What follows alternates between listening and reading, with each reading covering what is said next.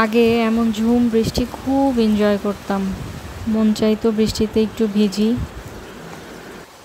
এখন বৃষ্টি নামলেই মনটা খারাপ হয়ে যায়।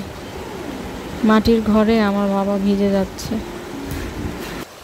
মনে হয় কলিজার একটা অংশ এখানে পড়ে আছে। কলিজায় পাথর চাপা দিয়ে বাবাকে এখানে রেখে গেছি। জীবন দশায় আব্বু আমাদের একটু ভালো রাখার জন্য নিজের সবটুকু দিয়ে চেষ্টা করেছে।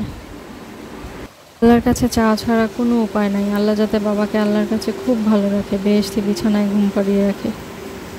রোদ বৃষ্টি গরমের কষ্ট আল্লাহ আমার বাবাকে দিও না। আমার আব্বু অনেক শৌখিন একটা মানুষ ছিল, আমাদের নিয়ে সময় পেলেই ঘুরে বেড়াতো।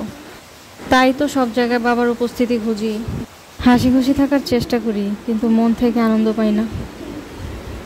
একদিন আমাদের সবাইকে চলে যেতে হবে, এটা জেনেও কিছু মানুষের মন কোনো দিনও পরিষ্কার হয় না। কার কয়টা বাড়ি গাড়ি ফ্ল্যাট আছে সেগুলো গোনায় ব্যস্ত। আমরা অল্পতে খুশি হতে জানি না, শুকরিয়া জ্ঞাপন করতে জানি না। আল্লাহ তো সকলকে হেদায়েত